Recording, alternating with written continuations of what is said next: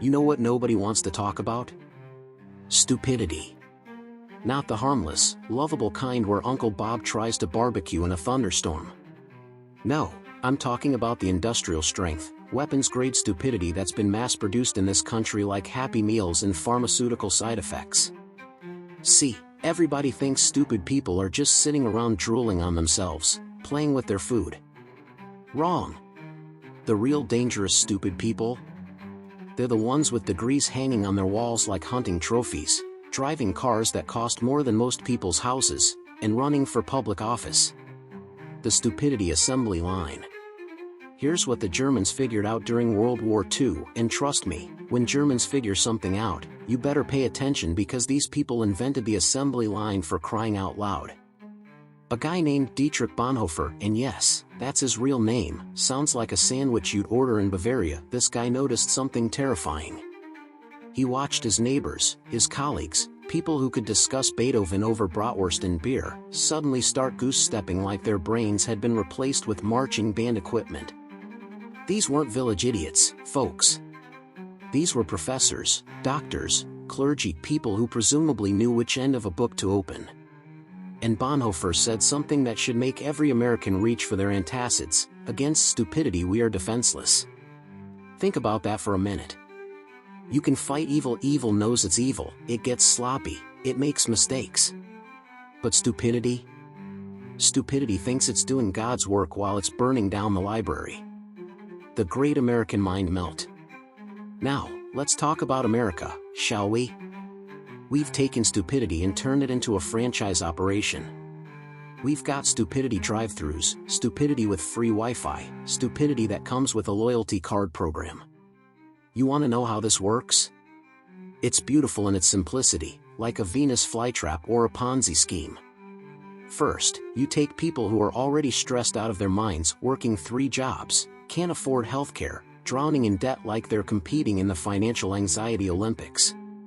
Their brains are running on fumes and Red Bull. Then you give them smartphones. Oh, the smartphones. These little digital crack pipes that are designed, and I mean professionally designed by people with MIT degrees and sociopathic tendencies, to turn your brain into cottage cheese. Every app, every notification, every little ping and buzz is calibrated to make you react like a lab rat who's discovered the cocaine button. Think? Who has time to think? Thinking is slow. Thinking is uncomfortable. Thinking might lead to questions, and questions are bad for business. The conformity conga line. Here's my favorite part: we've turned conformity into a dance craze. Remember the Macarena?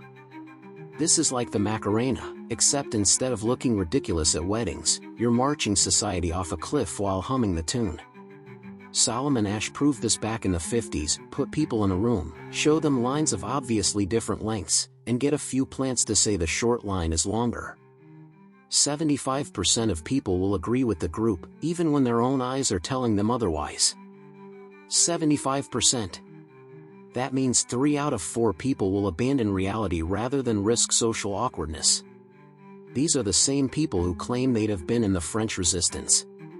And now we've got social media algorithms that make Asch's experiment look like a casual suggestion.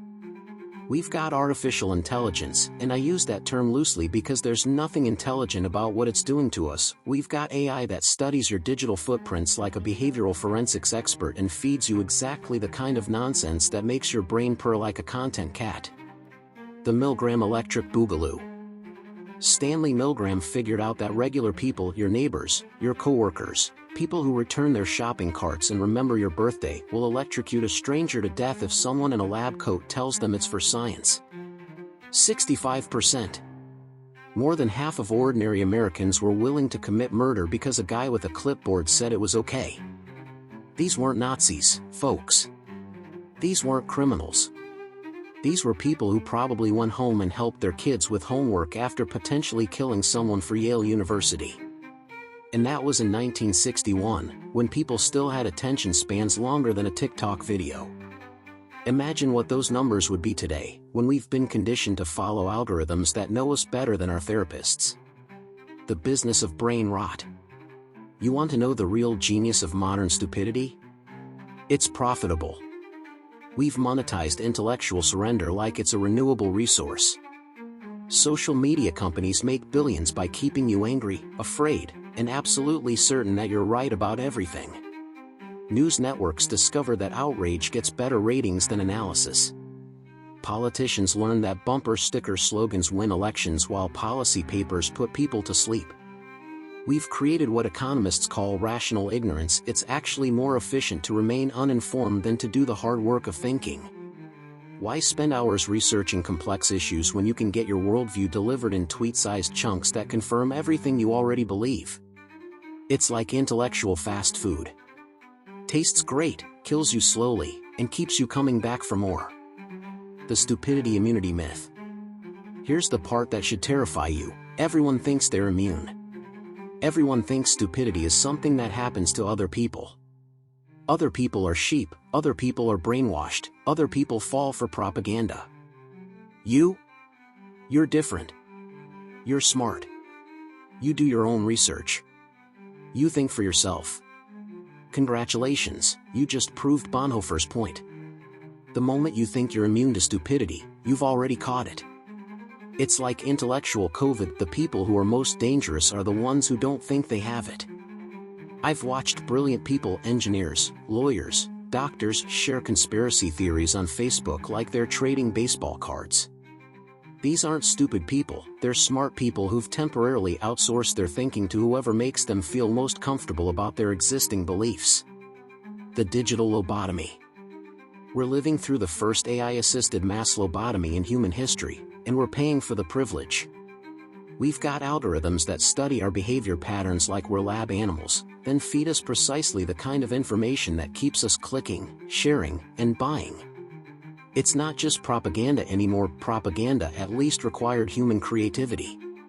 This is industrial-grade mind manipulation, designed by artificial intelligence to exploit cognitive vulnerabilities we didn't even know we had.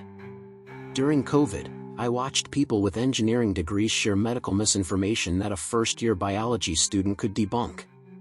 Not because they were dumb, but because they were scared, overwhelmed, and looking for simple answers to complex problems.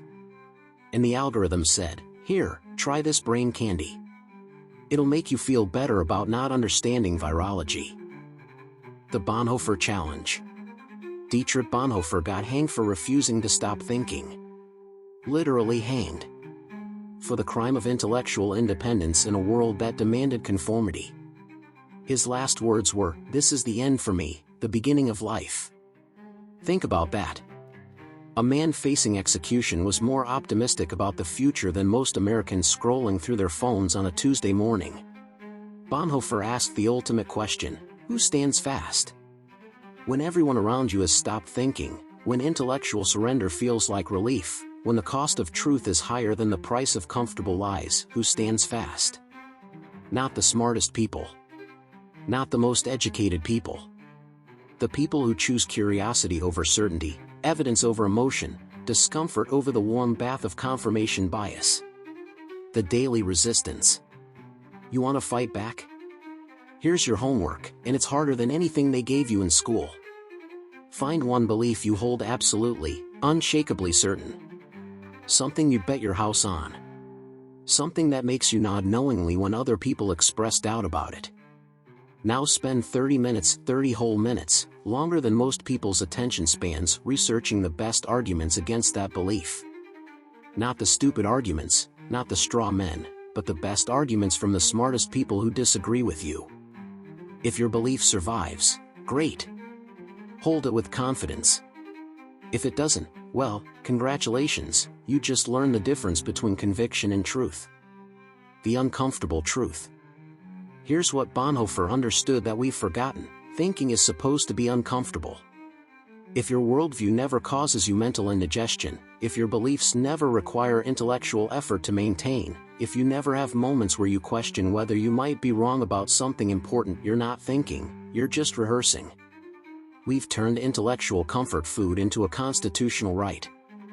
We demand information that makes us feel good about what we already believe, leaders who tell us we're right about everything, and algorithms that never challenge our assumptions.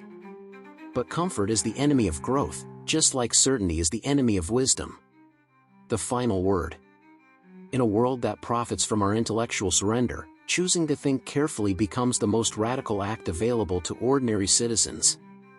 Not protesting, not voting, not sharing angry posts on social media, but simply refusing to let other people do your thinking for you.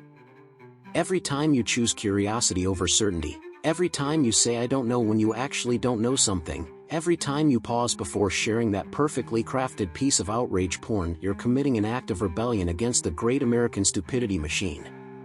The question isn't whether you're smart enough to avoid stupidity. The question is whether you're brave enough to keep thinking when thinking becomes inconvenient, uncomfortable, or costly.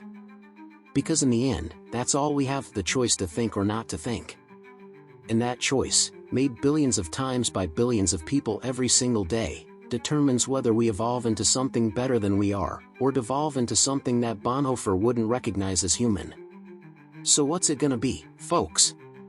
You gonna think for yourself, or are you gonna let the algorithm do it for you? The machine is waiting for your answer.